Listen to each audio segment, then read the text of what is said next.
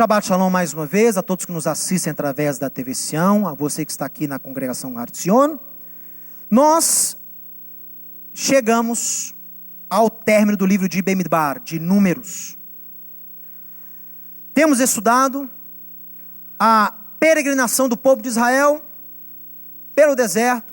40 anos, um trajeto que demora hoje, se você for fazê-lo a pé ou de camelo, você gastaria 10 a 15 dias. E o povo de Israel gastou 40 anos. E esta última porção, Massei, vai tratar de todas as jornadas que o povo de Israel fez. E a Parashá começa no Números 33, a partir do verso 1, dizendo que Moisés, ele fez o quê? Ele escreveu todas as jornadas. Ele registrou tudo o que aconteceu. Por quê? Porque tudo isso devia estar sempre onde? Na memória do povo. Sabe por quê? Porque o êxodo do Egito, esses 40 anos que Deus permitiu que vivêssemos no Egito, serviram para construir a nossa identidade como povo, como nação. O povo de Israel ganha uma identidade nacional no deserto. São nos 40 anos, são nas bênçãos, mas também nas provações que passamos no deserto. Por isso que Israel tem que sempre lembrar do período que viveu. E as nossas festas principais, como Pessach, Páscoa, como Sukkot, como tabernáculos, fazem alusão a quê? A esse período que passamos no deserto e a nossa entrada em Canaã, que será agora. Então Moisés está dando um resumo ali, repassando todas aquelas informações, todo o histórico do povo de Israel, antes que eles então adentrem em Canaã. Essa Parashá Massei, que é estudada hoje ao redor do mundo judaico, talvez você não sabia disso. Leia ali comigo, leia. Parashá Massei, ela sempre cai no meio das temíveis 3 semanas. Mateus, que 3 semanas, eu nunca ouvi falar disso. Que pena, porque isso é algo tão presente no coração de Israel, no coração do judeu, e essa Parashá cai no coração das 3 semanas. Essas 3 semanas são chamadas em hebraico de Ben HaMetzarim. Ben HaMetzarim não é 3 semanas, Ben HaMetzarim quer dizer entre estreitos, não é uma tradução muito certa. É uma época de arrependimento. Sabe por quê? Porque é uma época trágica para nós. Todas as desgraças ocorridas em Israel ocorreram nessa época do ano. Entre o dia 17 de Tamuz e o dia 9 de Av. Mateus, por quê? Eu não faço a mínima ideia. Mas o fato é que todos os anos, ou todas as catástrofes, todas as tragédias, todos os infortúnios da nação de Israel ocorreram nesse período. Esse ano que está sendo gravada essa palavra, 2014, esse trecho aí, vai do dia 15 de julho ao dia 5 de agosto. Esse ano, cada ano cai, porque o calendário judaico é lunar. Mas esse ano está caindo de 15 de julho a 5 de agosto. As 3 semanas terríveis, onde o judeu ora, o judeu jejua, o judeu se arrepende, porque o judeu lembra das guerras, das tragédias que existiram nesse período. Eu confesso para você uma coisa. Todos os anos, quando a gente entra nas 3 semanas, eu intensifico as minhas orações. Eu não sei explicar para vocês, eu não sei se...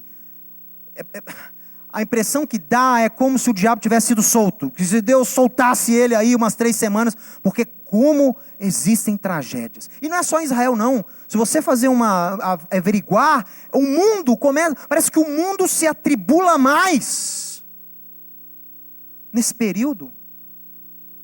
Olha quantas mortes nós tivemos nesse período, meu irmão.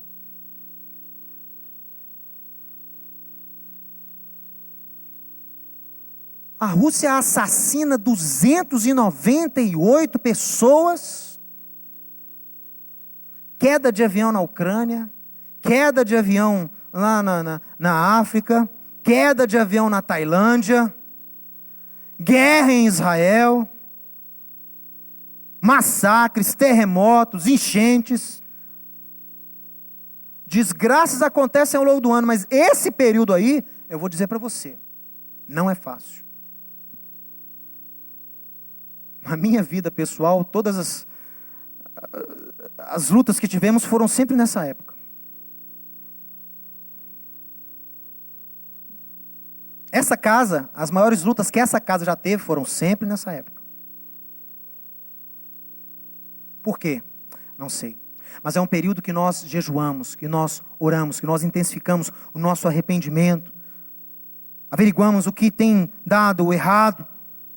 Nesse período aqui no meio judaico não há casamentos, não há muita festa, não há muito alarde, não há muita celebração. Tem judeus até mais ortodoxos que não escutam música alguma, não compram roupa nova.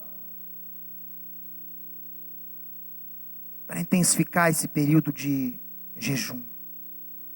Olha, é um período, pessoal, de grande arrependimento e reflexão. Lembramos das grandes derrotas ocorridas no povo de Israel, em especial. Olha as coisas que aconteceram, algumas delas, tá? Algumas delas para você. Olha o que aconteceu nesse período. Destruição dos 2 templos. Os 2 templos foram destruídos na mesma época. E digo mais, no mesmo dia. No dia 9 do mês de Av. Que esse ano vai cair dia 5 de agosto. Que é o pior dia no calendário de Israel. Todas as desgraças culminaram neste dia. Por isso que a gente tem o jejum do dia 9, Tisha B'Av. A gente jejua nesse dia. E há trechos da Tanar, do profeta Jeremias, onde ele já atesta que o povo de Israel já jejuava nos dias de Jeremias, no dia 9 de Av. Olha isso, meu irmão. Já era um dia de arrependimento. Olha aqui, o primeiro templo foi destruído no século 6 a.C., pela Babilônia. O segundo foi destruído pelos romanos no século 1. E aí houve início a diáspora. O que aconteceu nessa época? Há mais, tragédias. O bezerro de ouro, em qual a época do ano você acha que o bezerro de ouro aconteceu? Entre as 3 semanas. O relatório dos espias, que fez com que Deus punisse o nosso povo com 40 anos no deserto. Que dia você acha que foi o relatório? Dia 9 de Av.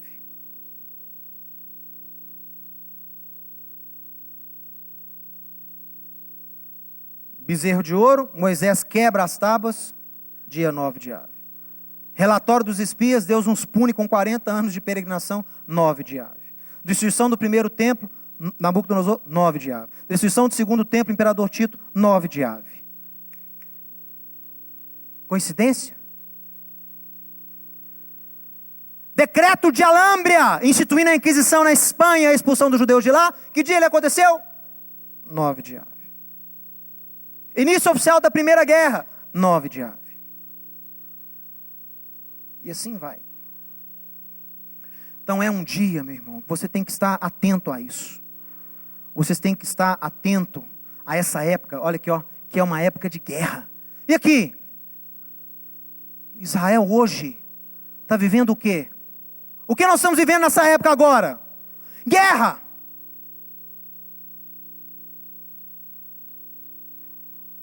Guerra.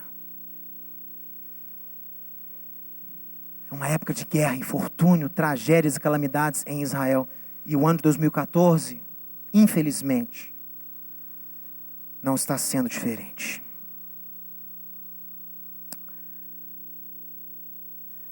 Agora, você tem que entender o seguinte. Como eu dizia aqui, antes da ministração, guerra é sinal de consequência de pecado. Guerra é punição. Diáspora é punição. Guerra é punição. Para o judeu, guerra é algo que o faz refletir. Você acha que o judeu lá... Olha, vem cá. Você acha que o judeu, quando ouve ou vê o noticiário de soldados seus que morreram lá em Gaza, ou de palestinos civis que foram obrigados a permanecerem nos locais de ataque e foram mortos também, você acha que o judeu se alegra com a morte do inimigo? Os palestinos vão para o telhado e jogam balas quando morre um judeu. Você acha que quando acontece a mesma coisa do lado palestino, o judeu se alegra? Meu amigo, a nação está de luto. Luto pelas mais de centenas de mortes de inocentes em Gaza. A Torá fala lá em Levítico, no capítulo 19, para que você não contribua para o mal do seu irmão, para que você não faça seu irmão tropeçar, para que você cuide do seu próximo. Quem é o próximo para o judeu? Alguns ortodoxos dizem, outro judeu. Eu digo a você não, porque um dos grandes rabinos lá de Israel, quando entrevistado sobre essa porção da Torá, Levítico 19, o repórter perguntou para ele, rabino, quem é o nosso próximo? Porque o Levítico 19 diz o quê? 19. Amai ao vosso próximo como a ti mesmo. Mateus, achei que foi Yeshua, Jesus tinha inventado essa lei. Não, é a lei da Torá. E aí a porção que cai essa lei, o repórter perguntou para um grande rabino lá de Israel, não messiânico. O rabino, quem é o nosso próximo? Quem é o próximo de Israel? Sabe o que o rabino respondeu na televisão? O nosso próximo é o bom samaritano. O quê? Bom samaritano? De onde ele tirou essa expressão bom samaritano? O que você acha? Hein? De onde ele tirou Onde está a história do bom samaritano? Qual profeta de Israel escreveu sobre o bom samaritano? Onde Moisés escreveu sobre um bom samaritano? Yeshua falou sobre o bom samaritano. Yeshua teceu uma parábola para explicar para as pessoas quem é o nosso próximo. E ele deixou claro, o meu próximo não é só quem está comigo. Quem se preocupa só com o próprio povo é chauvinista. A Bíblia não é chauvinista. Deus mostra uma redenção universal. Deus se preocupa com a humanidade. Israel não é chauvinista, não deveria ser. Não é. Yeshua não foi.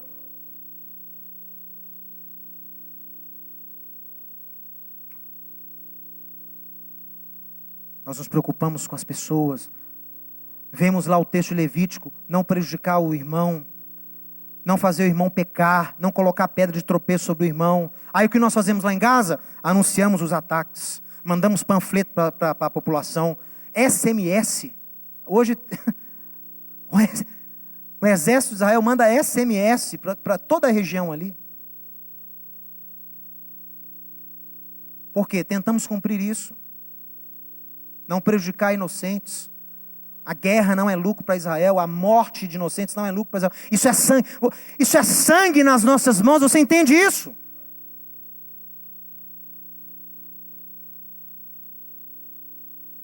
E nesse período, agora você vê essa guerra iniciando justamente nesse período. Isso não é vantagem, isso não é alegria para o judeu, isso é luto. Olha aqui. A guerra e consequentemente a diáspora, sabe o que é a diáspora? Galuto, é a expulsão do judeu do seu território. Começou desde os dias lá da conquista de Israel e de Judá no século VI, no século VII, no século VI.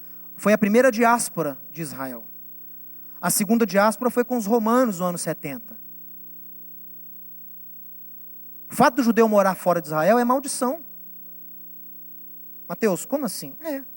Se nós estivéssemos andando no caminho de Deus, estaríamos vivendo... Eu estaria hoje vivendo em Israel.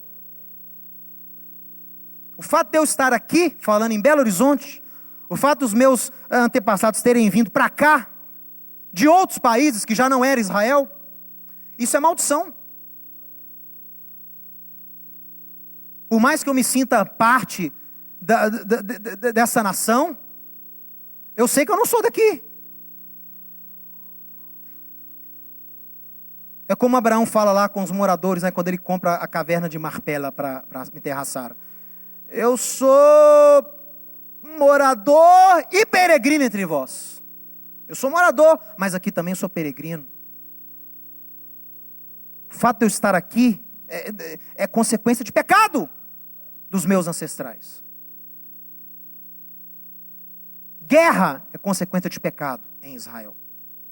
Lê Deuteronômio. Nós vamos ler daqui a pouco.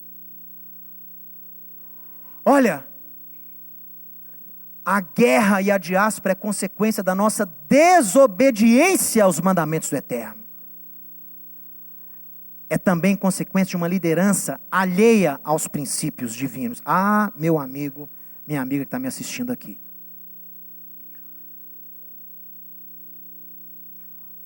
As atitudes, as leis, o governar dos seus governantes afetam diretamente a sua vida diante de Deus. Diga misericórdia. A nação sofre com um governante mau. A nação sofre quando um governo tenta tirar os princípios de Deus do seio dessa nação, da sociedade. O povo sofre quando eles querem tirar, apagar os princípios de Deus do nosso dia a dia. O povo sofre. E nós aqui no nosso país não somos diferentes. Temos vivido essa realidade. Por parte dos nossos governos, dos nossos governantes. Governos porque não só o atual, não, passados também. Sofremos. E aí você se pergunta, mas por que tanta violência? O Brasil é talvez o país mais violento, com o maior número de homicídios. Eu tenho que confirmar isso, talvez não seja proporcionalmente, mas em termos de números, talvez seja o país com o maior número de homicídios do mundo, ou entre os principais. Porque calma aí, meu amigo, por ano, você tem nesse país 55, 56 mil homicídios,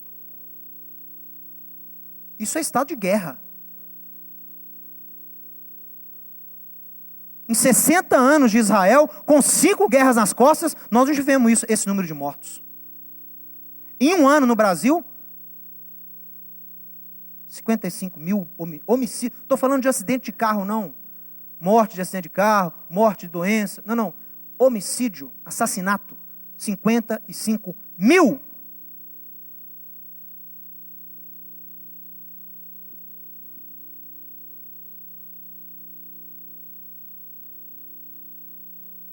Onde não se dá valor à vida, onde não se há ideologia de vida, nem ideologia de morte. Os 53 mil que morrem, você acha que tem alguma ideologia por trás? Você vê as mortes aí na Ucrânia, vê as mortes na Caxemira, vê as mortes no Iraque. Morte é morte e é condenável. Agora, por trás desses lugares, por trás desses exércitos, por trás dessas pessoas, há uma ideologia, não tem? Tem. Você tem os separatistas lá na Ucrânia, você tem os separatistas lá na Caxemira, na Índia, você tem os separatistas lá no Kurdistão. Tem uma ideologia. Não estou justificando, mas há uma ideologia. Há uma motivação, há um ideal, por mais torpe que seja, mas há. Qual é o ideal das mortes no nosso país? Que ideal que há? Que ideologia que há por trás de uma morte para roubar um par de tênis? Para roubar 50 reais de um caixa de padaria? Qual é o ideal? Que sociedade perdida é essa? E fica a comunidade judaica ainda refém do trauma holocausto? Nós não conseguimos contribuir para melhorar essa situação? Ainda vivemos refém? O trauma, o terror da perseguição ainda reina nos meios judaicos? As sinagogas se fecham cada dia mais, os muros se levantam cada dia mais. É assim na comunidade judaica tradicional do nosso país e também dos outros países. O judeu messiânico tenta sair um pouco desse trauma. Nosso serviço é aberto. Tentamos falar ao mundo mensagens da Torá, de Israel, que foram dadas para o mundo.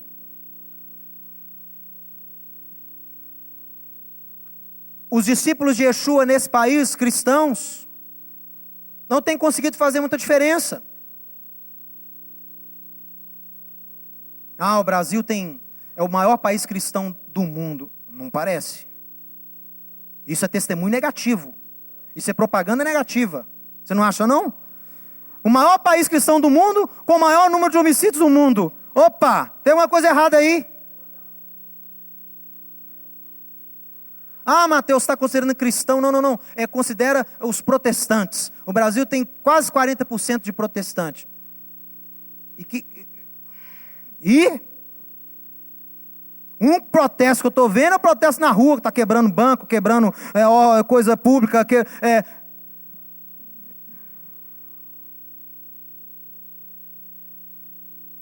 Meu irmão, nós temos que mudar. A coisa está muito distante.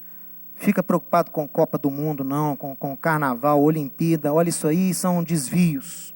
Isso é placebo. Isso aí você vai, olha, nosso problema é tão mais grave.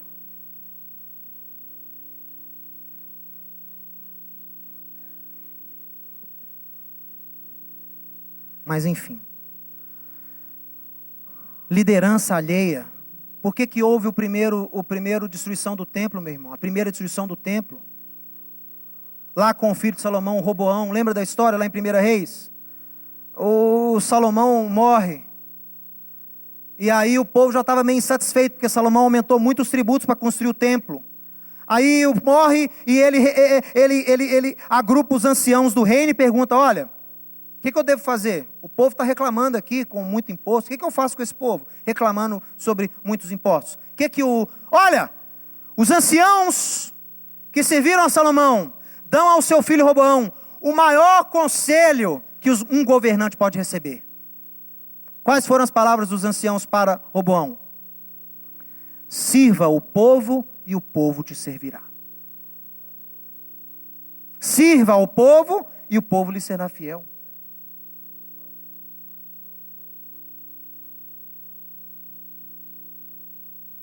E aí ele não aceita, não gosta e toma conselho com jovens que cresceram com ele. E o que vocês acham que eu devo fazer com o povo? O que o povo diz? O que os anciãos não, o que esses amigos do rei dizem para ele fazer? Diz para o povo, Roboão, que o Salomão foi até bonzinho comparado ao que você vai impor sobre eles. Diz que eles não sabem o que está por vir. Que você não é fraco. Ele dá ouvido aos amigos. E o quê? O reino se divide. É aí que o rei de Israel se divide completamente do rei de Judá, da casa de Davi. E houve então depois a conquista por Nabucodonosor. Segunda diáspora, nos dias de Yeshua. Depois de Yeshua. O templo totalmente corrupto. Saduceus, sacerdotes que não eram da linhagem de Arão. Os caras preocupando só com dinheiro. Tudo era dinheiro, dinheiro, dinheiro, dinheiro. Enriquecer as custas do templo, propriedade. Você vai comigo em Jerusalém. Quem for comigo agora em novembro, você vai ver lá as ruínas das casas dos sacerdotes dos dias de Yeshua. Mansões. Pessoas que deveriam estar ali para servir ao povo com enriquecimento. Luxo. Ostentação. A classe sacerdotal que deveria ser exemplo ao povo, afundando-se no amor a Mamon, no serviço a Mamon. Algum paralelo com os dias de hoje? Não, que isso. Que isso.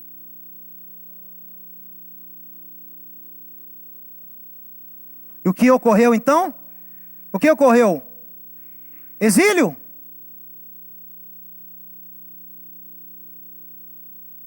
Liderança corrompida. Mas olha, em meio à crise, a mensagem profética de admoestação deve ser trazida à memória. Olha aqui você. Mateus, essas 3 semanas são péssimas. Olha, na verdade são, mas elas também têm uma mensagem de esperança. Sabe por quê?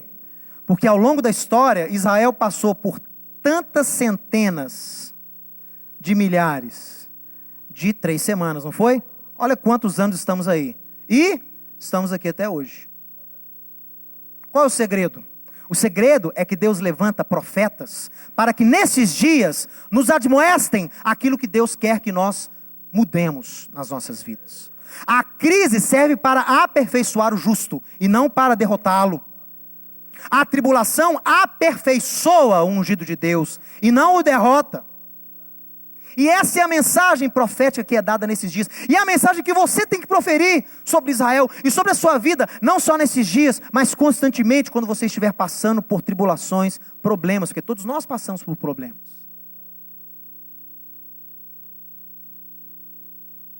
Esse tipo de evangelho que está sendo vendido aí, né? Evangelho mar de rosa.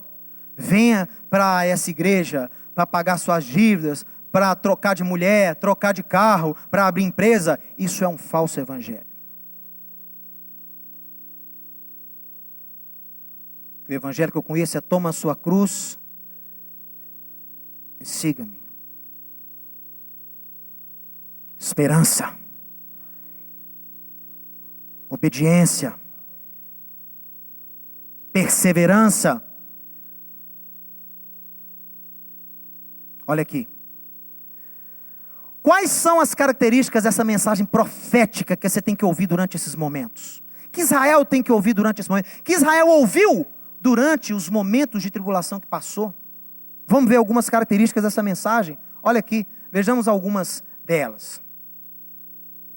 Ó. A mensagem profética não se limita a críticas dos desvios. Gente, isso aqui, ó, é a mensagem do verdadeiro judeu. O verdadeiro judeu, a palavra, o ensino do verdadeiro judeu é assim. Porque esse foi o exemplo que nos deu os profetas, que nos deram os profetas de Israel e que nos deu o maior profeta de Israel, Yeshua. Quem se diz judeu, quem se transveste de judeu e não segue esses princípios é um falso profeta, falso judeu. Primeira característica: a mensagem profética de Israel para esses dias não se limita à crítica. A crítica existe. Isaías, Jeremias eram críticos aos seus governantes, é claro. Mas em meio à crítica havia também uma mensagem de, leia ali, tikvá, esperança, meu irmão. Todo juízo que vinha sobre Israel, havia sempre também uma palavra de esperança. Vamos ler aqui. Agora você vai abrir um pouco a sua Bíblia, para você se despertar um pouco. Não durma. Não perca a bênção.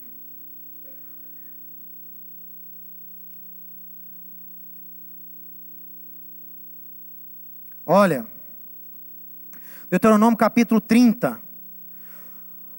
Quando, pois, todas essas coisas vierem sobre ti, a bênção e a maldição que pus diante de ti, se te recordares delas entre todas as nações para onde eu te lançar o Senhor teu Deus, e tornares ao Senhor o teu Deus, tu e os teus filhos, de todo o seu coração, de toda a tua alma, e deres ouvidos à sua voz, segundo hoje te ordeno, então, verso 3, o eterno Deus mudará a tua sorte, se compadecerá de ti, te ajuntará de novo de todos os povos no qual ele te espalhou, diz o Senhor Deus, e ainda que os teus desterrados estejam para as extremidades dos céus, desde lá te ajuntará o Senhor, o teu Deus, e te tomará de lá, e te introduzirá na terra que os teus pais possuíram, e a possuirás, e te fará bem, e te multiplicará mais do que aos teus pais. Isso aqui foi uma palavra de esperança depois de uma palavra de maldição terrível, que é dada aqui em Deuteronômio capítulo 28. O que Paulo chama, Cristo vos resgatou da maldição da lei. É lá Deuteronômio. É o que Deus avisa que ia acontecer se o povo desobedecesse. E aí Moisés dá aqueles relatos terríveis do que ia acontecer se o povo desobedecesse. Ou você lê aí, Deuteronômio 28 a partir do verso 15. Está lá as maldições da lei. Ah lá é a maldição da lei que Paulo fala lá em Gálatas 3, 13. Lê aí a maldição da lei na sua casa. Deuteronômio 28 a partir do verso 15. Depois de uma palavra dessa, Deus dá o que? Uma palavra de esperança. Essa é a mensagem profética. Se vocês obedecerem, se vocês se voltarem a Deus, Deus perdoará os seus pecados. Deus trará vocês de volta, Deus trará prosperidade à sua casa. Você será mais próspero que o seu pai. Isso é bênção. Você ser mais próspero do que o seu pai e do seu avô é bênção. Você pedir dinheiro ao seu pai depois de velho, pedir dinheiro é humilhação. Porque o filho diante de Deus, ele abençoa os pais, ele sustenta os pais na velhice, e não fica dependendo de herança do pai.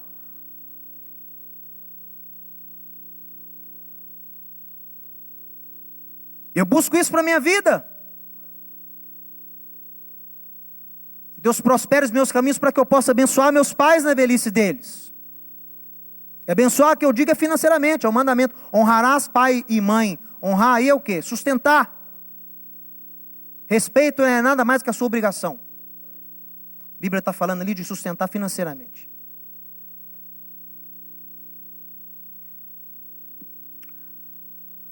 Palavra de esperança. Não dá tempo de ler tudo aqui. Olha aqui Isaías, capítulo 1. Isaías, capítulo 1, verso 26. Olha. Restituir-te-ei os teus juízes, como eram antigamente. Oh, meu irmão, ó como Israel está precisando disso aqui. Restaurar a liderança de Israel. Os teus conselheiros, como no princípio, depois te chamarão cidade de justiça, cidade fiel. Oh, como eu anseio Jerusalém ser chamada assim de novo. Oh, como eu anseio por uma liderança em Israel, restituída a imagem dos antigos juízes de Israel. Mensagem de esperança. É promessa de Deus. Pula aqui para as palavras de Yeshua, Mateus 24. Mateus 24, eu me lembro que é um capítulo de alerta, é um capítulo escatológico terrível. Mas espera aí, a mensagem profética verdadeira, ela sempre vem aliançada, ela sempre vem com raízes na esperança. Olha, Mateus 24, verso 10.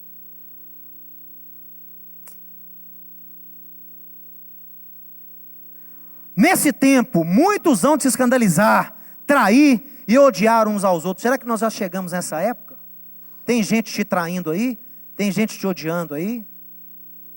Tem gente se escandalizando por sua causa, pela sua fé?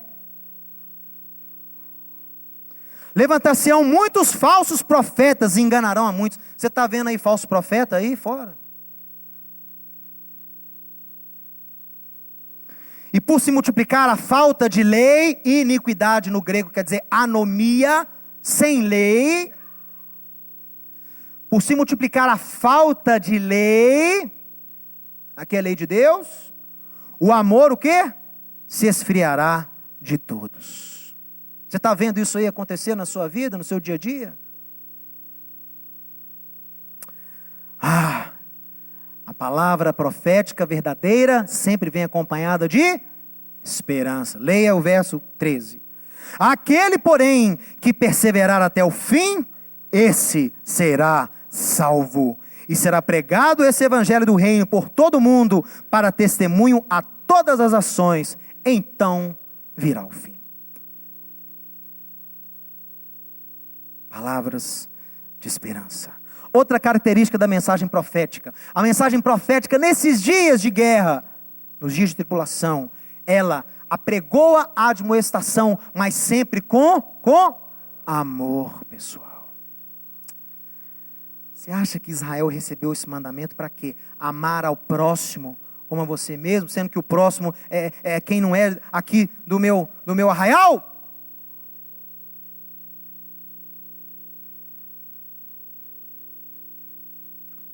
É uma mensagem com amor. Yeshua exortava os pecadores, mas amando-os, porque ele desejava com exortação o quê? Não a condenação, mas o arrependimento. O profeta que exorta não se alegra com a condenação. O profeta que exorta não se alegra na exortação. O profeta que exorta tem esperança no retorno. Essa é a grande diferença. Essa é a grande diferença. Porque esse amor é o amor de Deus. Yeshua ensina, orem pelos seus inimigos. Lá em Mateus 5 ele falou, lembre aí o que foi dito aos antigos. Amarás ao teu amigo e odiarás ao teu inimigo. Isso não está na Torá. Como assim? Foi dito aos antigos isso? A Torá fala amar o próximo. Mas quem estava ensinando isso? Eram dogmas da época. Dogmas, leis de homens. Yeshua falou, está escrito. Os antigos falavam. Está escrito não. Os antigos falavam, odeia o teu inimigo. Yeshua fala o quê? Ora pelo seu inimigo.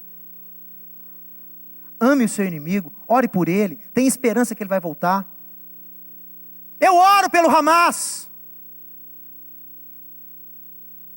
Quando eu vejo aqueles líderes com discursos infamados, apregoando a morte aos judeus, eu oro por esses homens. Eu consigo ver o amor de Deus que deseja o arrependimento deles e o retorno deles aos caminhos de Deus. Deus não se alegra com a punição do ímpio. Quem se alegra com a punição do ímpio é o outro ímpio.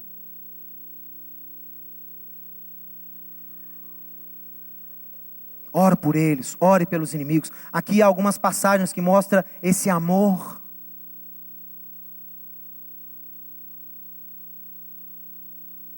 Tem que ser a palavra de admoestação, a palavra de juízo, mas também a palavra de amor.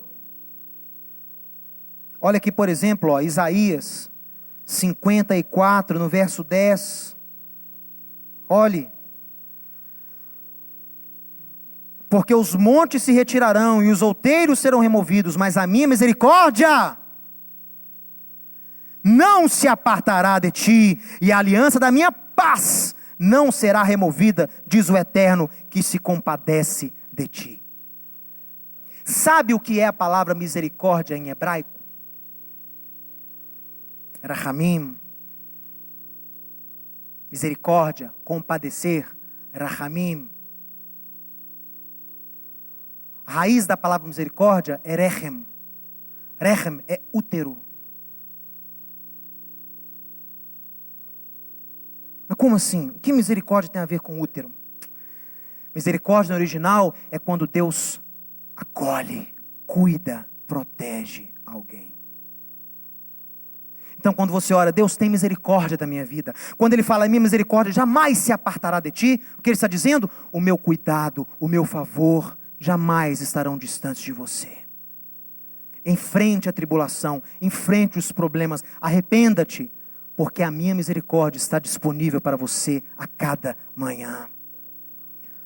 Um espírito quebrantado, um espírito contrito, Deus não resiste. Por isso que toda profecia de juízo, você não aprendeu isso no seminário. Toda profecia de juízo pode ser revogada. Se houver arrependimento genuíno, pode ser revogada. Porque Deus promete isso. Leia Ezequiel capítulo 33. Mesmo que Deus tenha dado uma palavra de juízo pela iniquidade de alguém, se esta pessoa se arrepender, restituir o mal que fez, se voltar de todo o coração aos caminhos do Senhor, a palavra de morte dada por Deus será revogada pelo próprio Deus.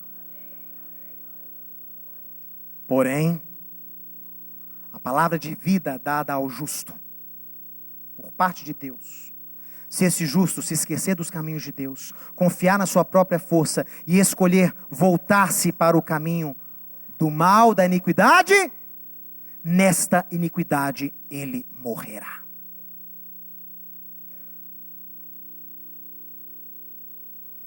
Mateus, mas e a predestinação? Predestinação. Vou usar as palavras dos rabinos para explicar sobre o livre-arbítrio. Todas as coisas se sujeitam ao temor de Deus, menos o temor de Deus. Não há força no mundo que te obrigue a pecar. Deus não entra nessa área da sua alma. A opção é sua.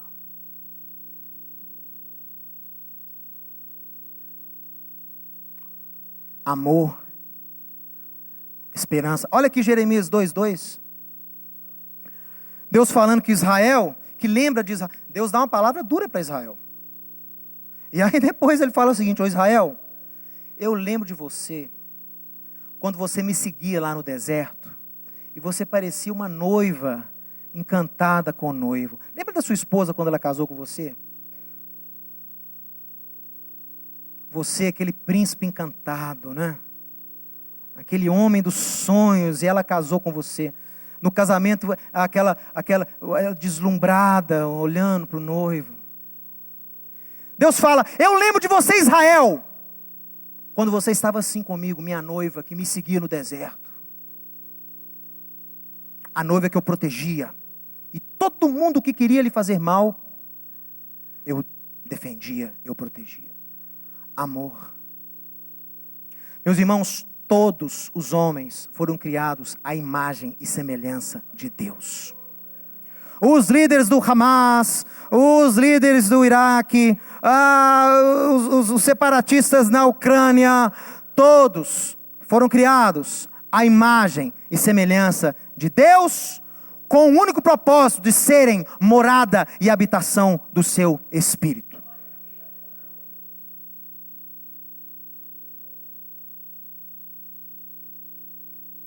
Então o amor que você tem que ter é o amor que Yeshua teve pela igreja, pela humanidade. É triste quando um homem criado à imagem de Deus, que contém a faísca de tudo que é sobrenatural, de tudo que é divino, ele contém a faísca em si, porque ele foi criado à imagem e semelhança de Deus. Quando um homem assim, com a imagem e semelhança de Deus em si, morre no pecado e na iniquidade, isso nos entristece, porque não foi criado para ser assim, não deveria ser assim. Daí que vem esse amor universal. Esse amor que Israel deveria ter e que Yeshua trouxe à tona de novo. E Yeshua tentou pregar para os rabinos da sua época, dizendo: gente, nós temos que desenvolver esse amor de novo. Aquele amor que Deus deu a Abraão: em ti, Abraão, serão benditas todas as famílias da terra. Vou abençoar quem te abençoar e vou amaldiçoar quem te amaldiçoar. Israel tem que surgir de novo com esse amor.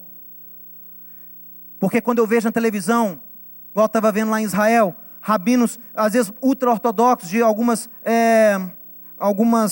ramos do judaísmo ortodoxo, dizendo que quem não é judeu não tem alma, dizendo que quem não é judeu não tem esperança. Isso entristece o coração do Eterno, entristece o meu coração também. Quando eu vejo judeus messiânicos que têm vergonha de ministrarem em meios não judaicos, ministrarem em igrejas, ministrarem em seminários, tem vergonha, isso entristece o meu coração. Quando eu vejo uma sinagoga de judeus crentes em Yeshua que proíbe não judeus de entrarem, de participarem, isso entristece o coração do Eterno e o meu também. Se esqueceram que Israel deveria exercer o quê? Amor. Olha aqui, olha aqui.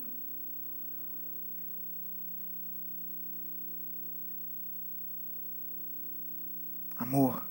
E por último, a mensagem profética relembra a Israel a sua missão para o mundo. Ser judeu é ter uma responsabilidade. Eu queria que as pessoas que ficam com esse desejo de virar judeu, toda semana eu recebo e-mails assim: como faço para virar judeu? Como faço para converter o judaísmo messiânico? Como faço para ser da tribo de Judá? Meu amigo, primeiro, eu peço a Deus muita paciência. E segundo, eu peço a Deus revelação a essas pessoas, entendimento. Explico para elas que Deus tem um só povo, composto de judeus e não judeus em Yeshua. Deus tem um só povo. Não precisa ser judeu para fazer parte do povo de Deus. Não precisa ser judeu para ter acesso às bênçãos de Israel. Eu relembro elas que ser judeu é ter uma responsabilidade, uma missão para com a humanidade. Veja o texto aqui que eu citei de Gênesis 12:3 e o texto de Êxodo 19, verso 6. Eis que te constituí, Israel, Deus fala para o povo, como o quê? Reino de sacerdotes, nação santa. Aqui, Isaías 46, por favor, Isaías 42, verso 6. Te constituí, Israel, para seres luz para as nações. Or Lagoim. Isso é luz. Isso é ser judeu. É ser luz para as nações, é abençoar o mundo, é ser santo, é fazer função sacerdotal para ensinar Deus para as pessoas. Isso é ser judeu. Judeu não é quão alemão seja o seu nome, né? ou o tamanho do seu tefilim, né? O tamanho do seu quipá, o tamanho da sua barba. Isso não é ser judeu. Ser judeu é andar nas pegadas de Abraão. Paulo fala lá aos Coríntios. Ser judeu é o ser interiormente e não só exteriormente. Por isso que Paulo fala, a circuncisão em si não é nada. O que adianta o judeu de sangue ser circuncidado ao 8º dia e não andar nas pegadas de Abraão? Não andar nas pegadas de justiça e fé? A circuncisão não vai servir de nada. Isso é ser judeu. É ter essa missão universal. Olha aqui, ó. Luz para as nações. Missão do judeu. Ser judeu. É isso aqui, ó. Zacarias 8, 23. Isso é ser judeu. Mateus, eu não lembro de cabeça. Não precisa abrir não, vou falar com você. O mundo terá tanta sede de Deus, dos caminhos de Deus, que num determinado momento da história, 10 homens de várias nações diferentes vão correr atrás de um judeu, vão puxar o tzitzit do judeu, do talite dele, e vão dizer assim, peraí, porque nós vamos com você, porque temos visto que Deus é com você. Isso é ser judeu. É ser influente de forma positiva. Lucas 2, 28, 32. Se eu não me engano, é a oração de Simeão. Mateus, não lembro. Simeão era um judeu justo dos dias de Yeshua, que orava para que Deus não levasse ele ainda, ele era velho, sem ver o Messias vivo na terra de Israel. E quando Maria com José vão lá apresentar Yeshua conforme a prescrição, no templo, o Simeão, o Espírito Santo fala com ele, tá aí o Redentor, tá aí, Simeão! E ele corre, toma o menino dos braços de José, ergue o menino aos céus e faz uma oração, talvez até tenha sido um cântico, a gente não sabe. E ele ora, Deus, olha o que ele diz, para mim a missão de todo, e Yeshua tipifica todo Israel. Yeshua não destrói Israel, ele tipifica Israel, ele ressuscita a missão de Israel. Yeshua representa todo judeu. Yeshua representa como o judeu deveria viver, o verdadeiro judeu. E o Simeão ergue o menino Yeshua aos céus e diz, Pai, despede agora o teu servo em paz, porque os meus olhos já contemplaram a tua salvação. Preparada há tanto tempo.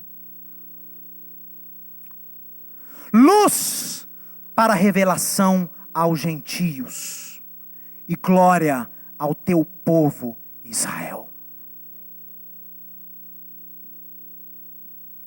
O verdadeiro judeu, assim como Yeshua, ele é luz para as nações. O verdadeiro judeu, assim como Yeshua, ele é glória para Israel. Eu não preocupo só em ser luz para as nações, eu preocupo em ser glória para Israel. Isso eu falo não para a glória minha, mas para mostrar que nós damos testemunho diante da casa de Israel. Eu preocupo em ser glória para Israel. Eu não sou opróbrio nem vergonha para Israel, como muitos tentam fazer com o judeu messiânico. Eu sou glória para Israel. A minha casa é uma casa exemplar judaica. Guardo as tradições que Deus nos deu, guardo os mandamentos, me alimento como a Torá prescreve. Porque eu sou judeu e sou glória para Israel.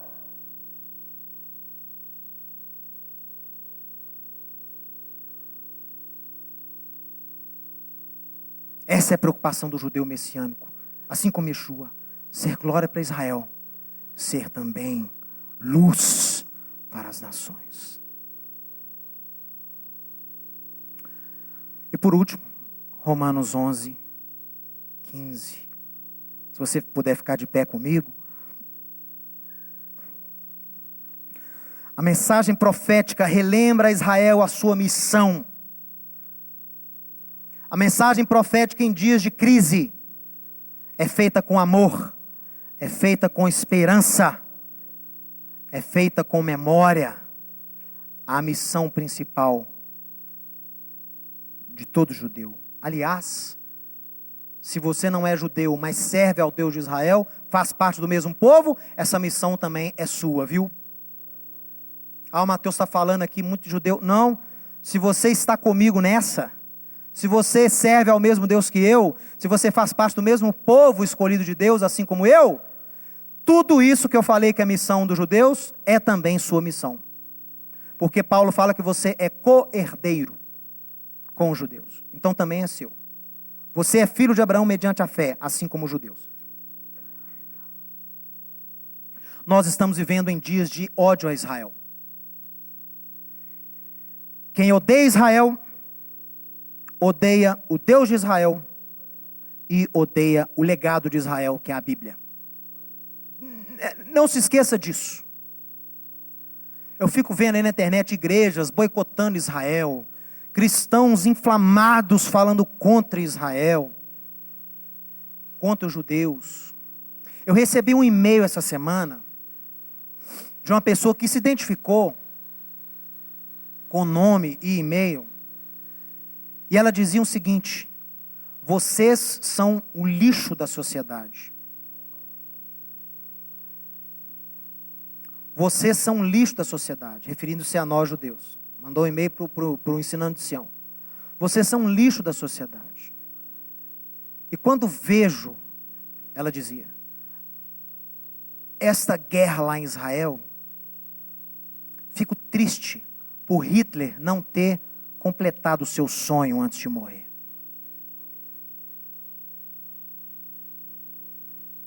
Que Deus puna todos vocês.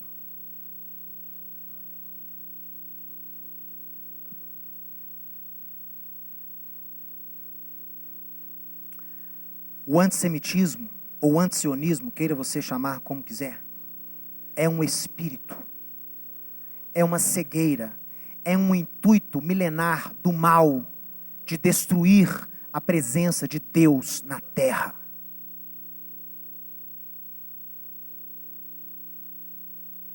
Quem é antissemita, quem é antijudeu, é anti-Deus. Porque Deus chama Israel da menina dos seus olhos. Pode haver erros como há.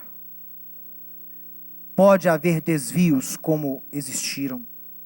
Mas Israel jamais deixará de ser o povo de Deus. Deus nos promete isso ao longo de toda a Bíblia. Porque os dons e a vocação de Deus são irrevogáveis.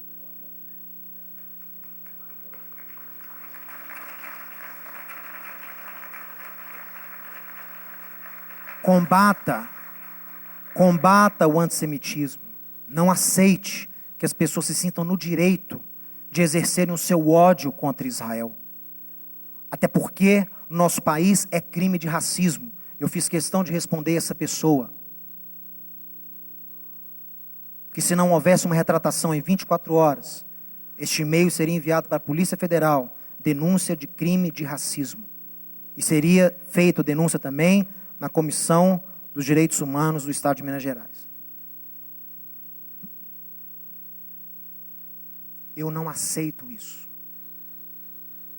Nem como cidadão, nem como judeu, nem como discípulo de Yeshua. Eu não posso aceitar isso.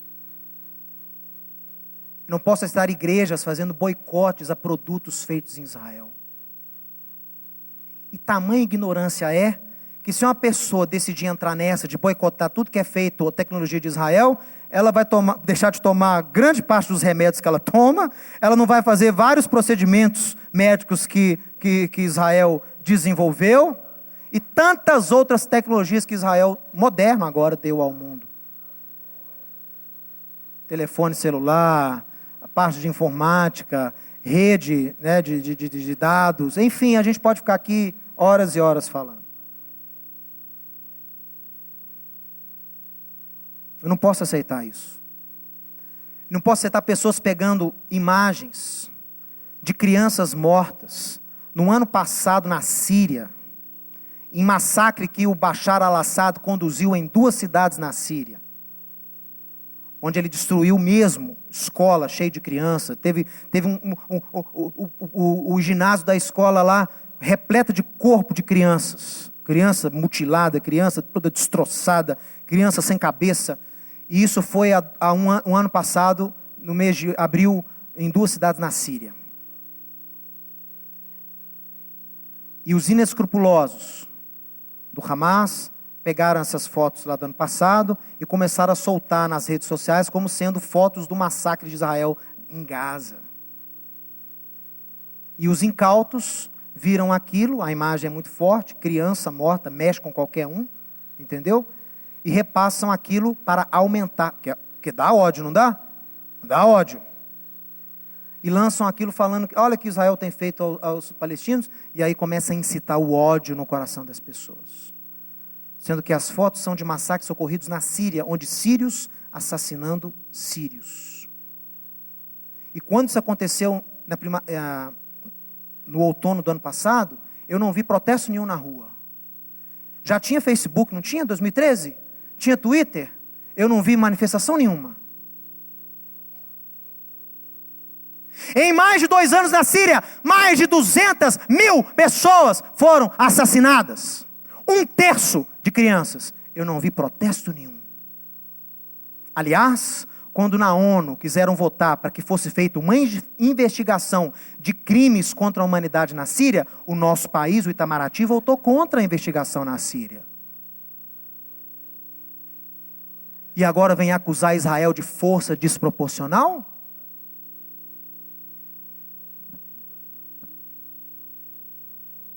Que hipocrisia é essa? Onde é que estão os protestos dos sírios sendo crucificados? Vocês viram isso? Os cristãos da Síria ou dissidentes, os cristãos são crucificados na Síria e no Iraque.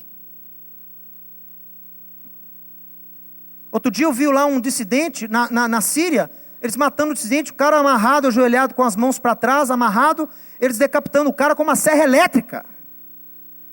Cadê os protestos? Cadê a mídia relatando isso? Cadê as passeatas nas capitais do nosso país?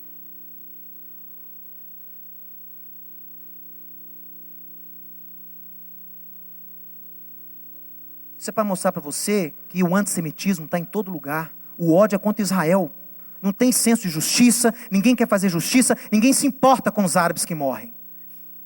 Mas se importam com Israel se defender. Que hipocrisia é essa? Então nós temos que lembrar, em dias de crise como esse, a palavra de Paulo aos Romanos lá no capítulo 11, verso 15 que diz: porque se o fato deles terem rejeitado a mensagem da cruz trouxe reconciliação ao mundo, se o judeu, pelo menos a liderança, rejeitou Jesus, a Yeshua lá no passado, e essa rejeição fez com que o evangelho se espalhasse para o mundo todo, é isso que ele está falando aqui. Se o fato deles terem rejeitado a mensagem levou reconciliação para o mundo, qual será o seu restabelecimento? Ou seja, o que você acha que vai acontecer quando este Israel começar a cumprir a sua missão para com a humanidade. O que você acha quando Israel, como nação, aceitar a missão de esperança e de amor apregoada por Yeshua? O que você acha quando esse Israel se tornar servo de Yeshua HaMashiach? Se ele rejeitou lá atrás o evangelho, foi bênção para o mundo, Paulo fala, quando ele for restabelecido, o que será? O que será? Porque eu acredito nas profecias. O que será esse restabelecimento? Senão o quê? O que está dizendo aqui? Vida dentre os mortos. Eu dou a liberdade a você para interpretar isso aqui como você bem entender. Isso aqui pode significar a ressurreição, né? A segunda vinda de Yeshua, os mortos em Yeshua ressuscitando primeiro. Isso aqui pode significar um grande reavivamento mundial nos servos de Deus, vida dentre os mortos, não é? Porque para mim hoje a igreja está morta.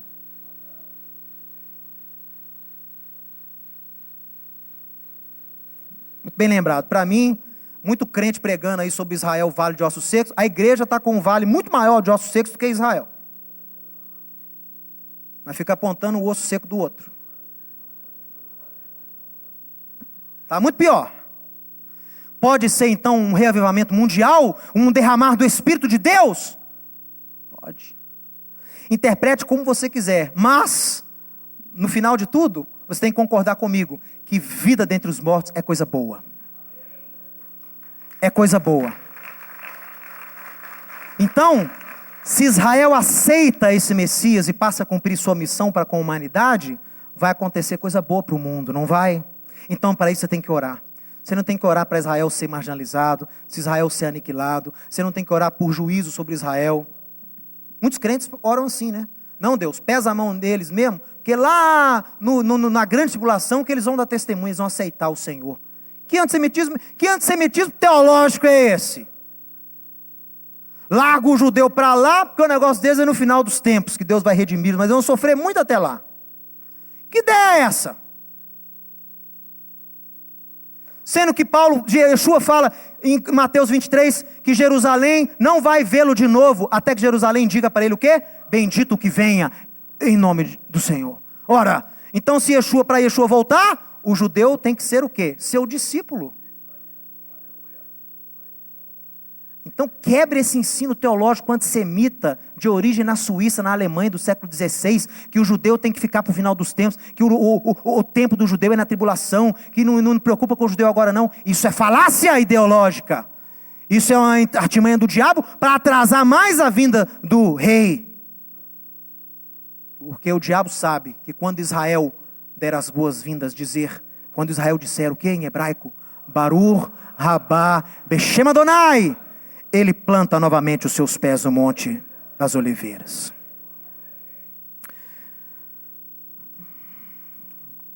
Que o Eterno te abençoe e te guarde. Que o Eterno faça resplandecer o rosto dele sobre você e tenha misericórdia de você. Que o Eterno sobre você levante o seu rosto e ponha em você a paz. Fique próximo ao seu cônjuge. Você está aí com a sua esposa, abrace-a com o seu marido, aproxime-se dele. Está sozinho, fique com o irmão aí do lado. Ninguém fique sozinho agora, porque essa é uma bênção para as casas, para as famílias.